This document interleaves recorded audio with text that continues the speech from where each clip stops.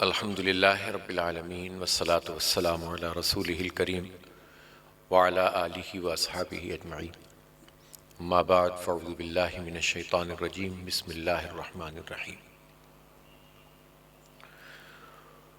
کل نفس ذائقۃ الموت وانما توفون اجورکم یوم القیامہ فمن زحزح عن النار وادخل الجنۃ فقد فاز وما الحیاۃ الدنیا الا متاع الغرور وقال اللہ تعالی کل من علیہا فان ویبقى وجہ ربک ذو الجلال والاکرام فبأی آلاء ربکما تکذبان صدق اللہ العلی العظیم۔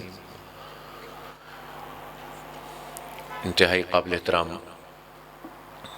حاضرین مجلس، اسد بھائی اور زبیری صاحب کے اہل خانہ، سب سے پہلے تو ہم اللہ تعالیٰ سے دعا کرتے ہیں کہ اللہ پاک ہمارے بہت پیارے زبیری صاحب کی مغفرت فرما دیں، ان کے درجات کو بلند فرما دیں اور اعلیٰ علیین میں جگہ عطا فرما دیں، ان کی قبر کو نور سے بھر دیں اور ان کی جتنی بھی منزلیں ہیں وہ آسان فرما دیں اور حضور پاک صلی اللہ علیہ وسلم کی شفاعت آپ کو نصیب فرما دیں۔ امان اللہ زبیری صاحب ان کا نام تھا نا۔ اس گھر میں ہم پہلے بھی آ چکے ہیں مختلف قسم کے پروگراموں میں، اور اس میں اور سچی بات یہ ہے کہ جس محبت سے اور جس طرح جسے واقعتاً لفظ استعمال ہوتا ہے، لفظ عجیب سا ہے لیکن دیوانہ وار کام کرنا، تو دین کی اس دعوت کو اور جماعت اسلامی کے اس پیغام کو انہوں نے اسی طرح سے اختیار کیا کہ وہ اس کے لیے بالکل اپنے آپ کو مٹا دیتے تھے اور لوگوں سے رابطہ کرتے تھے اور مسلسل جو ہے وہ کوشش میں لگے رہتے تھے کہ کسی طرح یہ سلسلہ چلتا رہے، درس ہوتا رہے، اجتماع ہوتا رہے، لوگوں تک پیغام پہنچتا رہے۔ اور یہ سعادت بزور بازو نیست، یہ آدمی کی اپنے پاس اس کی کوئی چیز نہیں ہے ایسی کہ ہمارے پاس طاقت نہیں ہے کہ ہم یہ سعادت حاصل کریں کہ موت سے چند گھنٹے پہلے بھی ہم دعوت دین کا کام کر رہے ہوں۔ یہ رتبہ بلند ملا جس کو مل گیا، یہ اللہ رب العالمین نے جو نوازتا ہے۔ اور کاش ہماری زندگیاں بھی ایسی ہو جائیں کہ جب ہم اس دنیا سے رخصت ہوں تو اس سے پہلے ہم اسی طرح سے دین حق کے لیے کام کرتے ہوں، جد و جہد کر رہے ہوں اور دعوت کا کام کر رہے ہوں۔ اس سے بڑھ کر کوئی چیز ہو نہیں سکتی۔ میرے بھائیوں اور دوستو، ہر متنفس کو، ہر ذی روح کو موت کا مزہ چکھنا ہے۔ یہی سورہ آل عمران کی آیات ہیں جو میں نے تلاوت آپ کے سامنے کی کہ ہر شخص کو، ہر نفس کو موت کا مزہ چکھنا ہے، اور قیامت کے دن تمہارے سارے اعمال کا پورا بدلہ دیا جائے گا، اور کامیاب وہ ہے جو جہنم کی آگ سے بچ جائے اور جنت میں داخل کر دیا جائے۔ دنیا کی زندگی تو دھوکے کے سامان کے سوا کچھ بھی نہیں ہے۔ کتنی صاف اور واضح آیات ہیں، لیکن ایک مسئلہ جو ہم سب کے ساتھ ہوتا ہے وہ یہ ہے کہ ظاہر ہے کہ اللہ تعالیٰ نے ہدایت تو ہمارے لیے اتاری ہے، لیکن آزمائش کے لیے شیطان بھی موجود ہے، اور دونوں راستے اللہ تعالیٰ نے کھول کر رکھ دیے ہیں، جو ٹیڑھا راستہ ہے وہ بھی اور جو ہے سیدھا راستہ ہے وہ بھی۔ لا اکراہ فی الدین قد تبین الرشد من الغی، رشد کا راستہ بھی موجود ہے اور ٹیڑھ کا راستہ بھی موجود ہے۔ جو شیطان کا شکار ہو جائے گا اور پھر اس کو اس میں مزہ آنے لگے گا اور ایک کے بعد دوسرا اور دوسرے کے بعد تیسرا گناہ کرتا چلا جائے گا، تو پھر وہ شیطان کا شکار ہو جائے گا، وہ فسق کے اندر مبتلا ہو جائے گا، پھر وہ گناہوں پہ اصرار کرے گا اور پھر ٹیڑھ اس کے اندر آ جائے گی۔ اور جس سے اگر کوئی غلطی سرزد ہو بھی جائے تو وہ توبہ اور استغفار کرے گا، اللہ سے رجوع کرے گا، اپنی زندگی کو بدلنے کی کوشش کرے گا اور حق کو تلاش کرنے کے لیے تگ و دو کرے گا، تو اللہ تعالیٰ پھر اسے رشد کا راستہ، ٹھیک راستہ، ہدایت کا راستہ عطا کر دے گا، اور پھر اللہ رب العالمین ایسے بندے کی مدد بھی فرماتا ہے۔ اس لیے پہلی بات ہی یہ سمجھنی چاہیے کہ جو ہو چکا ہے وہ تو جو ہو گیا ہے، لیکن اب جو ہماری زندگی ہے، زندگی کی یہ حقیقت سامنے آنے کے بعد کہ جب ہمارے ساتھ کام کرنے والا اگلے ہی گھنٹے موجود نہیں ہوتا، کہتے تو ہم سب ہی ہیں نا، کسی کے بھی انتقال پہ جاتے ہیں تو ہم یہی کہتے ہیں نا کہ یار بس اللہ کی مرضی ہے، موت تو اٹل حقیقت ہے۔ لیکن سچی بات بتائیں، جب ہم یہ بات کہہ رہے ہوتے ہیں تو یہ بات حلق کے نیچے جاتی ہے، کیسے دل میں اتر رہی ہوتی ہے، اوپر سے ہم کہہ رہے ہوتے ہیں، اور کس خاص کیفیت میں شاید ہم دو چار ہو جاتے ہیں، لیکن جیسے اس کیفیت سے نکلتے ہیں دوبارہ بس وہی دنیا ہوتی ہے، فراخ دنیا ہے، سب چیزیں اس کی مزیدار ہوتی ہیں، تو توبہ اور استغفار کے نصیب نہیں ہوتا، اور اس کے نتیجے میں پھر ہم جو ہے آلودہ ہوتے چلے جاتے ہیں۔ تو یہ اس موقع کے اوپر کہ جب زندگی بالکل کھل کر ہمارے سامنے آ رہی ہے اور ہمارے قریب ترین لوگ ہم سے رخصت ہو رہے ہیں، تو آغاز ہم یہیں سے کریں کہ استغفار طلب کریں، مغفرت طلب کریں ان کے لیے بھی جو دنیا سے رخصت ہو گئے ہیں، اور اپنے لیے بھی۔ اس لیے کہ آپ دیکھیں نماز جنازہ کے موقع پر جو دعا پڑھی جاتی ہے، اللہم اغفر لحینا و میتنا و شاہدنا و غائبنا و صغیرنا و کبیرنا، کہ اللہ تعالیٰ تو ہمارے پہلے زندوں کی، پھر لحینا ہمارے جو زندے ہیں ان کی مغفرت کر، و میتنا حالانکہ میت سامنے رکھی ہوئی ہوتی ہے، لیکن دعا پہلے جو زندہ لوگ ہیں ان کی جا رہی ہے، اور جو شاہد ہیں ان کی جا رہی ہے، اور جو غائب ہیں ان کی جا رہی ہے، جو موجود ہیں اور جو موجود نہیں ہیں۔ تو اس کا مطلب کیا ہوا کہ مغفرت کی تو سب سے زیادہ ہم سب کو ہی ضرورت ہے۔ اسی لیے مغفرت کا مطلب صرف یہ نہیں ہوتا جو دنیا سے رخصت ہو جائے اس کے لیے مغفرت طلب کرو، سب کے لیے مغفرت طلب کرو، اپنے لیے، اپنے بچوں کے لیے، اپنے والدین کے لیے، اپنے اساتذہ کے لیے، اپنے دوستوں اور احباب کے لیے، سارے مسلمانوں کے لیے۔ اللہم اغفر للمؤمنین والمؤمنات والمسلمین والمسلمات۔ اور مغفرت جب طلب کی جاتی ہے تو اس کا جو طریقہ ہے وہ یہ ہے کہ ہم اپنے گناہوں کے اوپر شرمسار ہوں۔ تو یہ جو کل نفس ذائقۃ الموت ہے کہ ہر متنفس کو موت کا مزہ چکھنا ہے، یہ جو موت ہے یہ آخرت کی پہلی منزل ہے۔ ایک دنیا کی زندگی ہے، ایک آخرت کی زندگی ہے۔ دنیا کی زندگی کو حیات الدنیا قرآن کہتا ہے، اور آخرت کی زندگی کو آخرت کا لفظ بھی استعمال ہوتا ہے، اور آخرت کا جو پورا موت سے لے کر برزخ، برزخ سے لے کر قیامت جس میں دوبارہ اٹھایا جائے گا، اور قیامت کے بعد پھر وہ جو میدان حشر، اور میدان حشر کے ساتھ پھر جنت یا دوزخ، اس پورے جو پورا پروسیس ہے اس کو معاد کہتے ہیں، اور اس کا آغاز ہوتا ہے ہماری موت سے۔ اور موت ایک ایسی اٹل حقیقت ہے، اتنی یقینی بات ہے کہ قرآن پاک نے موت کے لیے ایک لفظ یقین کا بھی استعمال کیا ہے۔ تو اتنی اٹل حقیقت ہے کہ اس کا لفظ ہی یقین بتایا گیا ہے کہ جب وہ یقینی چیز آ جائے گی، حتی اتانا الیقین، تو اس لیے وہ یقینی چیز جو ہے وہ اتنی اٹل ہے، تو اس کی تیاری اس سے پہلے کی جائے گی کہ جب موت کی کیفیت تاری۔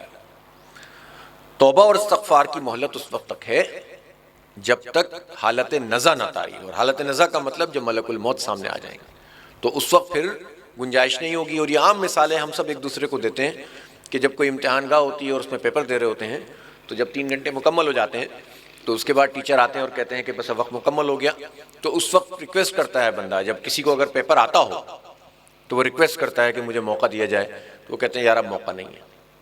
وہ اتنا ضرور کہہ دیتا ہے کہ سر آپ ذرا پیچھے والوں سے لے آئیں تو میں آپ کو کاپی دے دیتا ہوں، اور کوشش کرتا ہے کہ ہیڈنگ ویڈنگ لگا لیں تاکہ 2-4 نمبر بڑھ جائیں۔ لیکن حالت نزع کا معاملہ یہ ہے کہ مہلت نہیں ہے، مہلت آج ہے، ابھی ہے، اس وقت ہے، رات کو ہے، کل ہے، کہ ہم اپنے گناہوں پر نادم ہوں، شرمسار ہوں۔ استغفار اور توبہ یا رجوع الی اللہ، اس کی جو کنڈیشن ہے قرآن پاک میں فرمایا گیا یا ایھا الذین آمنوا توبوا الی اللہ توبۃ نصوحا، اے لوگو جو ایمان لائے ہو اللہ سے توبہ کرو، صاف ستھری سچی پکی توبۃ النصوح کرو۔ توبۃ نصوح کہتے ہیں اس، اگر تفصیل میں جائیں، اس کپڑے کو کہ جس کو ریپیئر کر دیا جاتا ہے، تو جو ہمارے اعمال کے اندر ٹیڑھ پیدا ہو جاتی ہے وہ اثر نو ہم اپنے آپ کو ٹھیک کر لیں۔ سچی اور پکی توبہ، سچی اور پکی توبہ کی پہلی شرط کیا ہے؟ اور وہ شرط بہت مشکل ہے۔ پہلی شرط یہ ہے کہ ہم سچے دل سے اپنے گناہ کے اوپر نادم ہوں، ندامت ہو کہ اللہ ہم سے غلطی ہو گئی ہے، شرمسار ہوں، روئیں اللہ کے آگے گڑ گڑائیں کہ اللہ ہم سے غلطی ہو گئی ہے، تو معاف کرنے والا ہے۔ اس کے بعد اس کے ساتھ ساتھ جو دوسری شرط ہے وہ یہ ہے کہ آئندہ گناہ نہ کرنے کا عزم۔ اب یہ کتنی مشکل بات ہے، یہ آسان بات نہیں ہے۔ اس کی وجہ کیا ہے؟ یہ جو شیطان ہے نا، یہ وسوسے ڈالتا ہے کہ توبہ نہ کر سکے بندہ، حالانکہ اللہ تعالیٰ کا دیکھیں نظام کیا ہے۔ اللہ کی رحمت یہ ہے کہ اللہ تعالیٰ کہتا ہے زندگی کے کسی بھی حصے میں تم رجوع کرو گے میں تمہیں معاف کروں گا، استغفار طلب کرو گے میں تمہیں دوں گا۔ اور پھر وہ اللہ میاں نے ہمارے لیے نظام بھی بڑا زبردست بنایا ہے، عام حالات کے اندر بھی اللہ تعالیٰ معاف کر دیتا ہے، لیکن رمضان المبارک آ جاتا ہے ہر سال، اس کے اندر تو اور اس کی طرف سے رحمتیں ہوتی ہیں، حج کے ایام آ جاتے ہیں اس میں اور رحمتیں ہوتی ہیں، اور مختلف مواقع پر اللہ تعالیٰ کی طرف سے ہمارے نوازشات ہوتی ہیں۔ شعبان کے مہینے کی اپنی ایک فضیلت ہے، اور یہ سب اس لیے ہوتا ہے کہ بندے رجوع تو کریں، ماحول تو بنے، توبہ تو کریں، استغفار تو کریں۔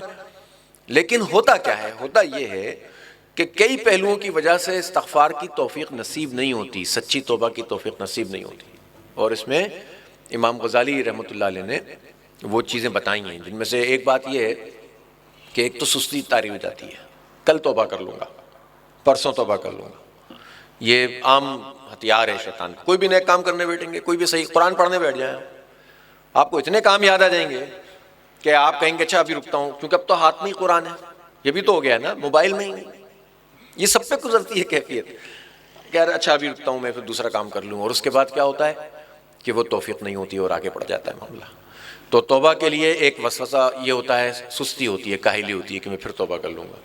دوسری بات بھی وہ یہ ہے کہ جو گناہ ہے، گناہ کی ایک لذت ہے، تو شیطان یہ دل میں بات ڈالتا ہے کہ یار یہ گناہ تو بڑی مزیدار چیز ہے، میں تو اس کو چھوڑ نہیں سکتا، اور جب یہ سوچ کر آدمی توبہ کرتا ہے تو توبہ قبول ہی نہیں ہوگی۔ حالانکہ ایک طرف تو یہ ہے کہ کوئی آدمی ویسے دیکھے میکرو لیول پر کہ یار یہ اتنا توبہ اور استغفار ان بندوں کے لیے عام ہے، جب اللہ سے رجوع کریں اللہ معاف کر دے گا سارے گناہ، یعنی بندوں کے حقوق تو اس کے لیے الگ ضابطہ ہے کہ وہ ادا کرنے پڑیں گے، لیکن جن چیزوں کا تعلق اللہ تعالیٰ سے وہ سب معاف ہو جائیں گے۔ اتنی زبردست قسم کی آفر موجود ہے، تو پھر یہ مسئلہ کیا ہے؟ مسئلہ یہ ہے سستی، مسئلہ یہ ہے گناہ کی لذت، اور گناہ نہ چھوڑنے کا جو اندر ہی اندر ہوتا ہے احساس کہ اس دنیا میں میں کیسے گناہ کے بغیر زندہ رہ سکتا ہوں۔ تو یہ وہ چیزیں ہوتی ہیں کہ جو ہمیں ٹالتی ہیں، ٹلتا رہتا ہے۔ اور تیسری چیز کیا ہوتی ہے؟ تیسری چیز یہ ہے کہ پختہ یقین نہیں ہوتا آخرت کے اوپر۔ کہتے تو ہیں ہم، اور ہمارا ایک ایسا سماجی دباؤ ہے، اور واقعتاً یہ بھی ہوتا ہے کہ اللہ میاں واقعی بھائی کچھ ہو ہی نہ جائے ہمارے ساتھ، لیکن آخرت کے اوپر جو یقین اور موت کی جتنی جو ہے وہ یقین ہونا چاہیے، اور اس کے بعد کی منزلوں کا وہ یقین کی کیفیت نہیں ہوتی، جس کی وجہ سے بندہ اس آخرت کے لیے اس طرح سے نہیں مانگتا۔ یہ وجوہات ہیں جس کی وجہ سے توبہ ٹلتی رہتی ہے۔ لیکن اس کا علاج کیا ہے؟ اس کا علاج یہ ہے کہ اپنے ان سارے خیالات کو جھٹک کر آدمی بس ایک دفعہ اللہ کے سامنے آ جائے۔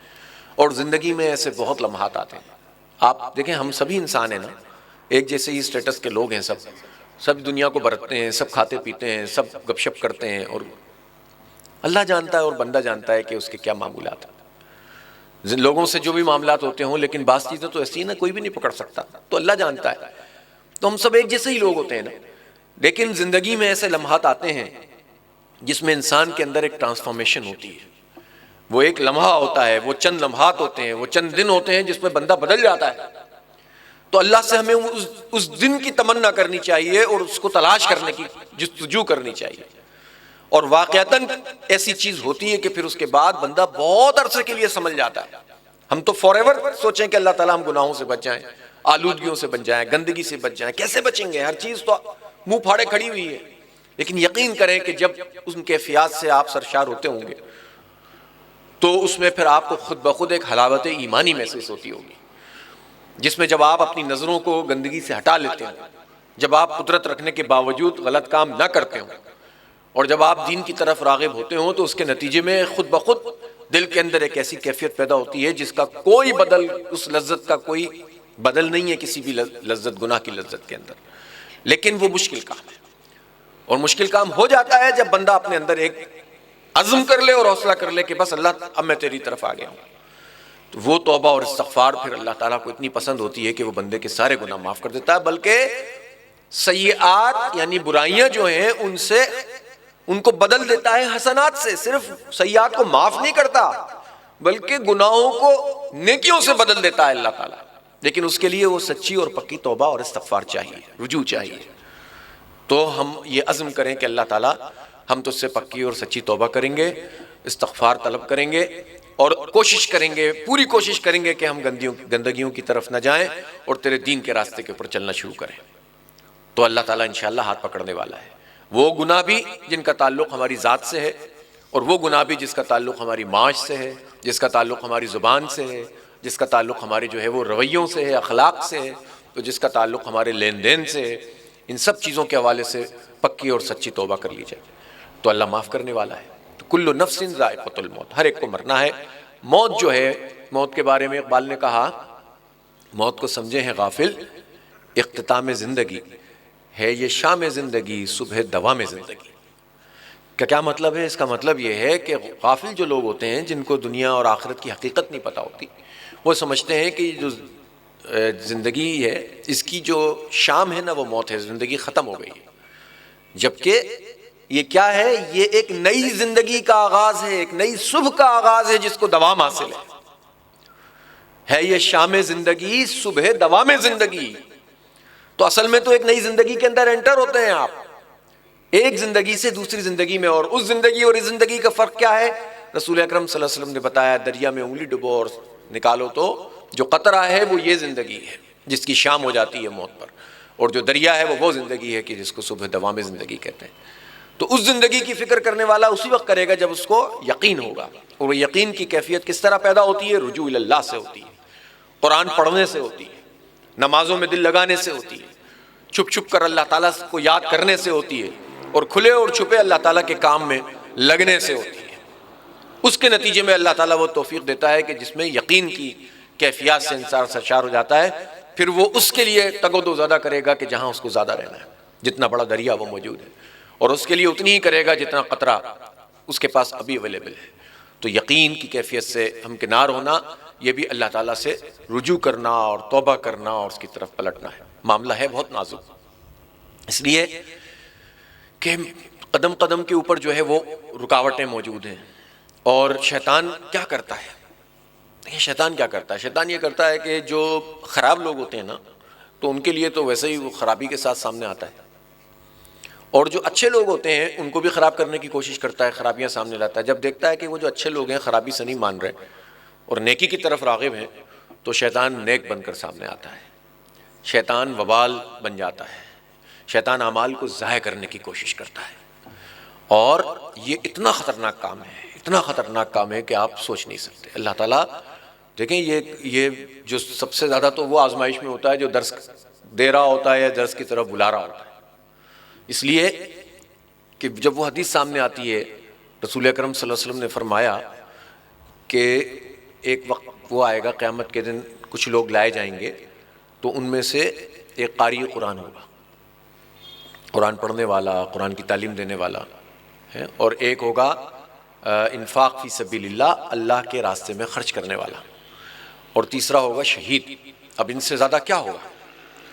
تو جو قاری قرآن ہوگا، تو حدیث کا مفہوم یہ ہے کہ اللہ تعالیٰ سے اس کا مکالمہ ہوگا، ہاں بھائی کیا کیا تم نے؟ میں قرآن بہت اچھا پڑھتا تھا۔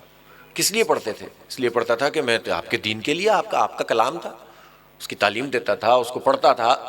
تو اللہ تعالیٰ اس سے کہے گا کہ نہیں، تو اس لیے نہیں پڑھتا تھا، تو اس لیے پڑھتا تھا کہ لوگ کہیں گے کہ تو بہت اچھا قرآن پڑھتا ہے، لوگوں نے تجھے اچھا کہہ دیا، اس کو جہنم میں ڈال دو۔ پھر اللہ کے راستے میں خرچ کرنے والا آئے گا، اس سے بھی یہ سوال ہوگا، اور وہ کیا کہے گا؟ وہ یہی کہے گا کہ میں تو اس لیے کرتا تھا کہ جو ہے میں تیرے دین کی سربلندی کے لیے انفاق کرتا تھا، غریبوں کی مدد کرتا تھا تاکہ تو خوش ہو جائے، تو میرے خوشی کے لیے نہیں کرتا تھا، تو اس لیے کرتا تھا کہ لوگ کہیں کہ تو بہت سخی ہے، لوگوں نے تجھے سخی کہہ دیا، اس کو بھی جہنم میں ڈال دو۔ اور پھر وہ شہید آئے گا جس کے بارے میں حدیث میں آتا ہے کہ شہید کے خون کا قطرہ زمین میں گرنے سے پہلے اس کی مغفرت ہو جاتی ہے، لیکن اس شہید سے بھی اللہ تعالیٰ کا مکالمہ ہوگا، کہے گا بھی تم نے کیا کیا؟ اس نے کہا میں اللہ کی خاطر، آپ کی خاطر لڑا اور میں نے جان دے دی۔ اللہ تعالیٰ کہے گا نہیں، تو میری خاطر نہیں لڑا، تو اس لیے لڑا کہ لوگ کہیں گے کہ تو لڑ رہا ہے، تو بہادر ہے، لوگوں نے تجھے بہادر کہہ دیا، اور اس کو بھی منہ کے بل گھسیٹ کے جہنم میں ڈال دو۔ تو اس لیے اتنا نازک معاملہ ہے بھائی، اتنا نازک معاملہ ہے، اس لیے احتیاط، اللہ سے رجوع، اور یہ جو ریاکاری اور یہ جو ریا شرک کی ایک قسم ہے، شرک کی ایک قسم ہے، تو یہ جو ہے وہ انسان کو پھر ادھر ادھر کر دیتی ہے۔ تو اللہ تعالیٰ سے ہی مدد مانگیں گے ہم، اور کہاں جائیں گے؟ تو ظاہر اچھا کچھ چیزیں ایسی ہیں کہ جس میں ہمارا بس کچھ نہیں ہے، یہ نہیں ہو سکتا کہ ہم رہبانیت کا راستہ اختیار کر لیں، یہ نہیں ہو سکتا کہ ہم کونوں خدروں میں چھپ جائیں کہ یار کہیں ہمارے اعمال ضائع نہ ہو جائے، اس لیے کہ یہ بھی اللہ کا حکم ہے کہ اللہ کی کبریائی بیان کرنی ہے۔ قم فانذر وربک فکبر وثیابک فطہر، یہ اللہ کا حکم ہے کہ تم رب کی کبریائی کو بیان کرو۔ یا ایھا المزمل قم اللیل الا قلیلا نصفہ وانقص منہ قلیلا وزد علیہ ورتل القرآن ترتیلا انا سنلقی علیک قولا ثقیلا۔ یہ سب اس لیے تاکہ تم اس قول ثقیل کو لے کر معاشرے میں جاؤ، اس لیے کہ تم رب کی کبریائی کو بیان کرو، تو کرنا تو ہے، لیکن اس کے اوپر ایک چیک اینڈ بیلنس لگانا ہے، چوکیداری کا نظام بنانا ہے، اور وہ چوکیداری جو ہے اللہ تعالیٰ سے تعلق کے نتیجے میں بنے گی، تو اس کے نتیجے میں پھر اللہ حفاظت کرنے والا ہے۔ ایسا تو نہیں ہے نا کہ اللہ تعالیٰ نے شیطانی کے حوالے کر دیا ہے ہمیں، یہ تو خود اللہ تعالیٰ کہتا ہے جو میری طرف چل کر آتا ہے میں اس کی طرف دوڑ کر آتا ہوں، جو ایک قدم چلتا ہے میں 10 قدم چلتا ہوں، میں اس کے ہاتھ بن جاتا ہوں، میں اس کے پیر بن جاتا ہوں، میں اس کی آنکھ بن جاتا ہوں۔ تو اللہ تعالیٰ اگر ہماری اس طرح مدد کرے گا تو پھر کیسے شیطان ہم پر غلبہ پائے گا؟ اس لیے اخلاص نیت، سچی توبہ، استغفار، گناہوں پہ ندامت، آئندہ نہ کرنے کا عزم، پکا عزم کر کے زندگی کا آغاز کریں گے انشاءاللہ تعالیٰ اللہ راستے کھول دے گا۔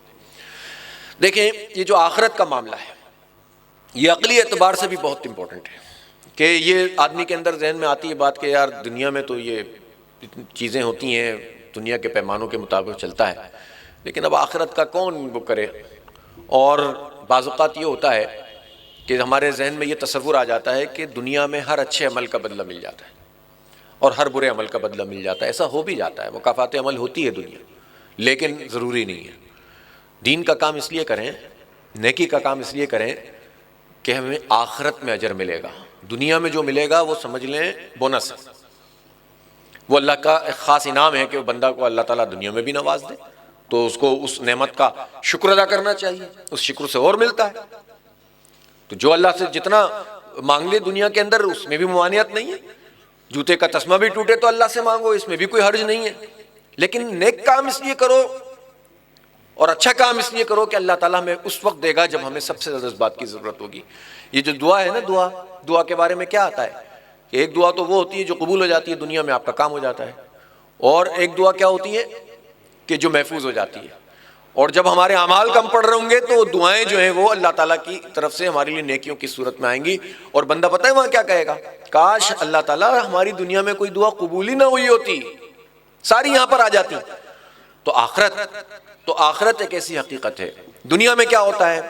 اب لاجک کیا ہے؟ لاجک تو یہ ہے کہ دنیا میں پھر چوری کی بھی سزا ہو جانی چاہیے، قاتل کی بھی سزا ہونی چاہیے، اور ہوتی ہے۔ اللہ تعالیٰ نے ایک سسٹم بنایا ہے، زندگی کے نظام کو اللہ کی مرضی کے مطابق چلانے کے لیے سسٹم موجود ہے۔ قصاص کا قانون ہے نا، کہ جو ہے وہ ناک کے بدلے ناک اور کان کے بدلے کان اور جان کے بدلے جان، لیکن کتنی جانوں کے بدلے جان اور کتنی جانیں؟ تو یہ تو نہیں ہو سکتا ایک آدمی کو قتل کرے، دنیا میں اس کو کتنی سزا مل سکتی ہے؟ ایک دفعہ ہی مارا جائے گا نا، تو ایک آدمی 1000 لوگوں کو قتل کرے یا 100 لوگوں کو قتل کرے تو اس کو 100 مرتبہ کیسے مارا جائے گا؟ مارا جا سکتا ہے کہ دنیا میں نہیں مارا جا سکتا۔ تو ایک جگہ ہونی چاہیے جہاں پر انصاف ہوگا، جہاں 100 لوگوں کا بدقاتل 100 مرتبہ مارا جائے گا، پھر بنایا جائے گا، پھر مارا جائے گا، پھر بنایا جائے گا، پھر مارا جائے گا، اور جہاں 1000 لوگوں کا قاتل 1000 مرتبہ مارا جائے گا اور ایک آدمی کا قاتل 1 مرتبہ مارا جائے گا۔ آخرت کا یہ تصور ہے۔ اسی طرح دنیا میں بعض لوگ نیک عمل کرتے ہیں اور ان کو کچھ راحت ملتی نہیں ہے، پریشانی آتی ہے اور دنیا سے رخصت ہو جاتے ہیں۔ لوگ کہتے ہیں یار یہ کیسا آدمی تھا، یہ کیا معاملہ اللہ کے، اس نے اتنا اللہ کا کام کیا لیکن اس کے لیے راحت ہی نہیں آئی کوئی۔ ہمیں کیا معلوم، ہمارا تو ویژن اتنا سا ہے نا، اس کنویں کے مینڈک کی طرح جو اس کنویں کو ہی پوری کائنات سمجھتا ہے، ٹٹراتا ہے، اس کی آواز گونجتی ہے، سمجھتا ہے میں پوری دنیا میں میری آواز گونجتی ہے۔ اس چیونٹی کو کہ جو سمندر کے کنارے پہ چلتی ہے تو کتنا دیکھ سکتی ہے، اس کو چند لہریں ہی نظر آ سکتی ہیں، اسی کو دنیا سمجھتی ہے۔ تو انسان بھی اپنی عقل جتنی بھی سمجھتا ہو، دی تو اللہ کی طرف سے ہے، وہ محدود ہے، اللہ تعالیٰ لا محدود ہے۔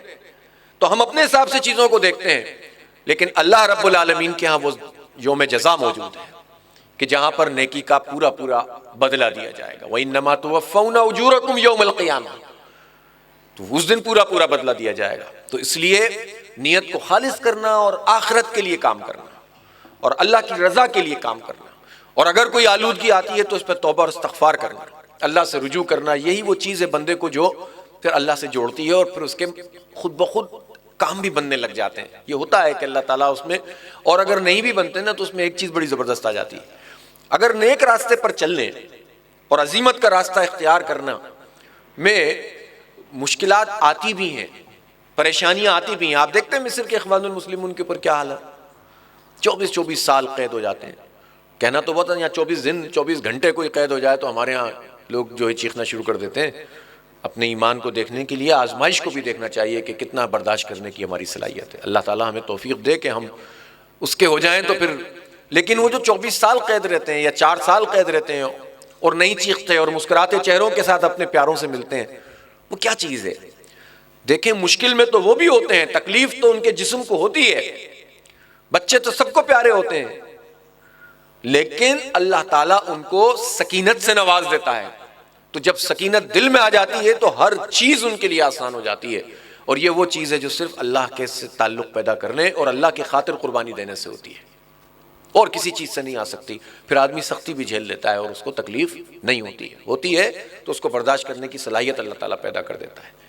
اس لیے میرے بھائیوں اور دوستوں، اللہ تعالیٰ سے رجوع کریں، توبہ اور استغفار کریں، اور آخرت جس کی پہلی سیڑھی موت ہے اور موت کے بعد عالم برزخ ہے۔ عالم برزخ سے متعلق بہت ساری چیزیں موجود ہیں، میں صرف آپ کو بہت نکتے کی ایک دو باتیں بتانا چاہتا ہوں۔ خود ہمارے لیے بھی بعض اوقات ہوتا ہے، آدمی ویسے بڑی مطالعہ کرنے کا فائدہ یہ ہوتا ہے کہ کبھی کبھار ایسا نکتہ سامنے آ جاتا ہے جو عمومی طور پر آدمی نہیں سمجھ رہا ہوتا۔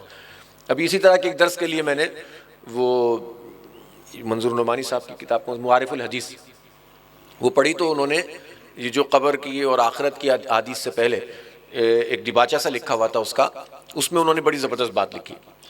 انہوں نے کہا کہ یہ جو انسان جسم اور روح کے رشتے کا نام ہے، دنیا کی زندگی میں ہوتا یہ ہے کہ جو تکلیف ہوتی ہے انسان کے جسم کے اوپر ہوتی ہے، لیکن جو روح ہوتی ہے وہ بھی اس کا اثر لیتی ہے۔ تبعن یا تبعن، تے وے عین الف کا لفظ استعمال کیا انہوں نے، اس کی اتباع میں جو ہے وہ اس کو تکلیف ہوتی ہے، اور اس کے نتیجے میں آدمی مزمحل ہو جاتا ہے، پریشان ہو جاتا ہے، یا کوئی اور پریشر آتا ہے تو آپ دیکھیں نا انزائٹی میں ہم اس میں چلے جاتے ہیں، اسٹریس میں چلے جاتے ہیں، تو وہ ہمارا جو وہ روحانی نظام ہے جس اور جسم کے رشتے کا نام انسان ہے اس پہ بھی اثر ہوتا ہے۔ تو بہرحال وہ لیکن مینلی جو تکلیف ہے یا فزیکل چیز ہے وہ انسان کے جسم کے اوپر تکلیف آ رہی ہوتی ہے۔ لیکن قیامت کے دن یہ جو برزخ کی بات کی گئی ہے کہ جس میں یہ بتایا گیا ہے کہ منکر نکیر آئیں گے اور اٹھ کر سوال کریں گے کہ ما ربک اور من ربک اور ما دینک اور رسول پاک صلی اللہ علیہ وسلم سے متعلق، اور پھر اس کے بعد جو یہ بتایا گیا کہ جنت کے باغوں میں سے ایک باغ ہوگی یا جہنم کے گڑھوں میں سے ایک گڑھا ہوگی، اور ایک حدیث میں تو یہ بھی آتا ہے کہ جو آدمی جو ہے کفر میں یا نفاق میں زندگی جس نے گزاری ہوگی تو اس کو ایک فرشتے کی ذمہ داری ہوگی کہ وہ اس کے سر پہ گرز مارے گا، اور وہ گرز ایسا ہوگا کہ اگر وہ بڑے پہاڑ کے اوپر بھی مار دیا جائے تو وہ ریزہ ریزہ ہو جائے، لیکن اس کی چیخ و پکار دنیا کے لوگ نہیں سن سکیں گے۔ اس کیفیت سے جو ہے وہ قبر کے اندر میں مبتلا ہوگا۔ اب آپ صلی اللہ علیہ وسلم نے بتایا غلط تو نہیں ہو سکتا، لیکن یہ کیسے ہوگا؟ تو انہوں نے یہ بات سمجھائی کہ دیکھیں دنیا کی زندگی میں جسم کے اوپر تکلیف ہوتی ہے، روح اس کی جو ہے وہ سمجھنے اس کے ساتھ ساتھ اس کی تکلیف کو محسوس کرتی ہے، لیکن اصلاً اس کے اوپر تکلیف نہیں ہوتی۔ لیکن جو قبر کے اندر عذاب ہے وہ بیسیکلی روح کے اوپر ہوگا، اور تبعاً جو ہے وہ اس کا اثر انسان کے جسم کے اوپر بھی ہوگا، ٹھیک ہے نا؟ لیکن اصل اور اس کی مثال انہوں نے دی کس سے؟ عالم رویا یعنی خواب سے۔ خواب میں کیا ہوتا ہے؟ خواب میں آپ کھاتے ہیں، خواب میں آپ پیتے ہیں، اور کبھی کبھی تو آپ کو محسوس نہیں ہوتا لیکن کبھی کوئی بڑا مزہ آ رہا ہوتا ہے، لیکن اصل میں تو آپ نہیں کھا رہے ہوتے، تو پھر کیا ہوتا ہے؟ اس وقت تو آپ کو مزہ آ رہا ہوتا ہے حالانکہ آپ نہیں کھا رہے فزیکلی۔ تو خواب ایک عالم برزخ کی یا قیامت کے دن کی ایک جو ہے نا سمجھ لیں جھلک ہے۔ بعض اوقات آپ دیکھتے ہوں گے خواب میں بھاگنے کی کوشش کر رہے ہیں، نہیں بھاگ پا رہے، کبھی خواب میں لگتا ہے کہ آپ کو کوئی راحت ملی ہے، خوشی مل رہی ہے، کبھی کبھی جو ہے بہت ایک دم سے خوف طاری ہو جاتا ہے کسی چیز کا، کوئی خوفناک چیز آ گئی خواب کے اندر، اور اس کا اثر پھر انسان کے جسم کے اوپر پڑا، آپ اٹھتے ہیں تو آپ عجیب سے پسینے میں بھی آ جاتے ہیں، لیکن وہ بہت جزوی سا ہوتا ہے، اصل تو وہ آپ کی روح کے اوپر وہ تکلیف ہو رہی ہوتی ہے۔ تو اس کا مطلب یہ ہوا کہ اس سے بات سمجھ میں آتی ہے کہ جو برزخ کا معاملہ ہے اس میں ضروری نہیں ہے سب کو قبر، یہ تو ہمارا معاملہ ہے کہ ہم قبر کے اندر دفناتے ہیں، ہمیں حکم دیا گیا ہے اس بات کا۔ جس کو قبر نہیں ملتی وہ کیا کرتے ہیں؟ جن کو جلا دیتے ہیں ان کا کیا ہوتا ہے؟ ان کے لیے بھی عالم برزخ موجود ہے اور اللہ کا ایک نظام موجود ہے۔ تو وہاں پر وہ جو تکلیف ہے وہ روح کے اوپر تکلیف ہوگی، اور جسم کو بھی ساتھ میں لا کر، یعنی یہ بھی حدیث میں آتا ہے کہ وہ روح کو دوبارہ جسم میں ڈال دیا جائے گا اور پھر اس کو کھڑا کیا جائے گا۔ تو اس لیے اصل نجات کا راستہ ہے اللہ پر ایمان، نجات کا راستہ ہے آخرت پر یقین، نجات کا راستہ ہے کہ ان تمام چیزوں سے خوفزدہ واقعتاً ہو جائیں۔ اب آپ مجھے بتائیے کہ چلیں، یہ باتیں تو لگتا ہے نا کہ چلیں نیک ہو جانا چاہیے، اچھا ہو جانا چاہیے، اللہ سے رجوع کرنا چاہیے، پریکٹیکلی کیا کریں؟ آپ مجھے بتائیں کہ جب ہم اپنے بچوں کی مستقبل کی فکر کرتے ہیں تو اس وقت کیا کر رہے ہوتے ہیں؟ ایمانداری سے اپنے دل پر ہاتھ رکھ کے اور اس کا جائزہ لیں کہ ہم آخرت پر یہ یقین رکھتے ہیں کہ اپنے بچوں کو آخرت کی میں قیامت کے دن اور اس کے بعد جہنم کی آگ سے بچانے کی فکر کریں۔ اگر ہم میں یقین ہوگا تو ہم فکر کریں گے، ورنہ کیا کوئی اپنے بچے کو آگ میں ڈال سکتا ہے؟ کیا کوئی بچے کو جو ہے آگ کی نظر کر سکتا ہے؟ کسی کا دل اتنا شقی ہو سکتا ہے؟ ہوتے ہیں دنیا میں ایسے ایکسیپشنل کیسز، کچھ پاگل ہو جاتے ہیں اور کچھ واقعی شیطان ان کے دماغوں کو جکڑ لیتا ہے، لیکن نارملی تو ایسا نہیں ہوتا نا. کون چاہتا ہے کہ میرا بچہ تکلیف میں آئے؟ کون چاہتا ہے کہ وہ مشکل میں وقت گزارے؟ ہم تو اس لیے بچوں کے لیے فکر مند کر رہے ہوتے ہیں کہ ان کا مستقبل ٹھیک ہو جائے، کسی کے محتاج نہ رہیں. اور یہ غلط بھی نہیں ہے اس کی فکر کرنا. لیکن جس بچے کی فکر میں ہم کاروبار میں یا ملازمتوں میں اتنی فکر کر رہے ہوتے ہیں، اسی بچے کو جہنم کی آگ کی نظر کرتے ہوئے ہمیں پریشانی نہیں ہوتی. اگر وہ غلط کام کر رہا ہے، اس کی تربیت غلط ہو رہی ہے، اس کو جھوٹ کی عادت پڑ رہی ہے، اس کے پیٹ میں خدا نہ خواستہ حرام کا نوالا جا رہا ہے، اس کو دین سے ہم نے دور کر دیا. جو کام ہم زندگی بھر کرتے رہیں کہ اقامت دین کا کام کریں گے، دین کی جد و جہد کریں گے، اور اپنے بچوں کے لیے اس طرح سے فکر مند نہ ہو، تو پھر ظاہر سی بات ہے کہ اس کا مطلب یہ ہے کہ ہم نے دو معیار بنا لیے ہیں اپنے لیے. تو راستہ یہ ہے کہ ہم آخرت پر یقین رکھتے ہیں تو اپنے آپ کو بھی اور اپنے گھر والوں کو بھی. یا ایھا الذین آمنوا قوا انفسکم واہلیکم نارا، اے لوگوں جو ایمان لائے ہو، اپنے آپ کو اور اپنے اہل و عیال کو آگ سے بچاؤ. وقودها الناس والحجارہ، جس کا ایندھن انسانوں اور پتھروں کو بننا ہے. تو آپ بتائیے، علیہ ملائکۃ غلاظ شداد لا یعصون اللہ ما امرهم ویفعلون ما یؤمرون، ان کے اوپر نگراں بٹھاتی جائیں گے ملائکہ فرشتے، اور جو باہر نہیں آنے دیں گے آگ سے لوگوں کو، اور وہ وہی کام کریں گے جن کا حکم اللہ تعالیٰ نے دیا ہے. اور وہ فرشتے اللہ تعالیٰ کے کاموں سے سرتابی نہیں کرتے، جو حکم ملتا ہے وہی انجام دیتے ہیں. اللہ ہمیں اپنی پناہ میں رکھے، ہمارے بچوں کو بچائے. جو ربنا ھب لنا من ازواجنا وذریاتنا قرۃ اعین وجعلنا للمتقین اماما والی بات ہے، قوا انفسکم واہلیکم نارا والی بات ہے، اپنے لیے اور اپنے بچوں کے لیے جنت طلب کرنے والی بات ہے.